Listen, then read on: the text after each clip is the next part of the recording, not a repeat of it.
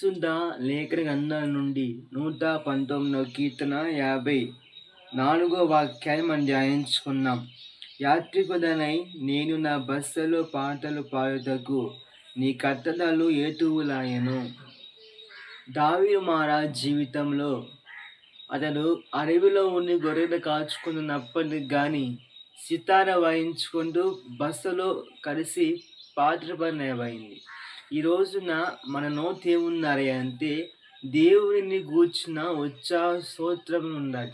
దేవుని ఎల్లప్పుడూ స్తుతించునే ఉండాలి. దేవుని ఎల్లప్పుడూ కనపరుస్తూనే ఉండాలి. అందుకనే ఆనాడు సరస్సాలు వేయబడిన పౌలు గారు, సీలా గారు ఏ విధంగా అయితే దేవునికి ప్రార్థన చేయొచ్చు, కీర్తన పాడొచ్చు నిలబడింది.